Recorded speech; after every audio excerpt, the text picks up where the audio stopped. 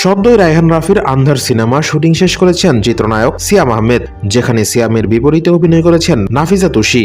এরই মধ্যে এলো এই অভিনেতার নতুন আরও একটি সিনেমা ও তার নায়িকার খবর। আন্ধারের কাজ শেষ হওয়ার পর সিয়াম এখন প্রস্তুতি নিচ্ছেন আরও একটি নতুন ছবির জন্য, নাম রাক্ষস। ছবিটিকে ঘিরে কয়েকদিন ধরেই নানা গুঞ্জন শোনা যাচ্ছিল, বিশেষ করে নায়িকাদের নিয়ে।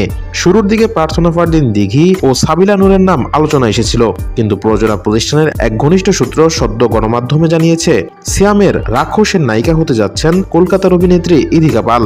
ছবিটি পরিচালনা করেছেন মেহেদী হাসান হৃদয়। তার আগের সিনেমা বরবাদের নায়িকা ছিলেন ইদিকা, যেখানে কাজ করেছিলেন শাকিব খানের বিপরীতে। এবার তিনি প্রথমবার সিয়ামের সঙ্গে জুটি বাঁধছেন, এমনই খবর মিলল। যদিও ভারতীয় একটি গণমাধ্যমে বলা হয়েছে শেষ মুহূর্তে নাকি সিদ্ধান্ত বদল হয়েছে, ইদিকা পাল নয়, থাকছেন অন্য কেউ। উঠে এসেছে টলিউড নায়িকা সুস্মিতা চ্যাটার্জির নাম। যদিও সুস্মিতার বিষয়টি এখনো পর্যন্ত চূড়ান্ত নয়, তবে সিয়ামের নায়িকা হওয়া প্রসঙ্গে ইদিকা পাল ভারতীয় গণমাধ্যমকে জানিয়েছেন সিয়ামের সঙ্গে কোনো সিনেমা নিয়ে নাকি কথা হয়নি নায়িকার। সবকিছু ঠিক থাকলে আগামী ঈদ উল ফিতরের সিনেমাটি প্রেক্ষাগৃহে মুক্তি পাবে বলে জানা গেছে।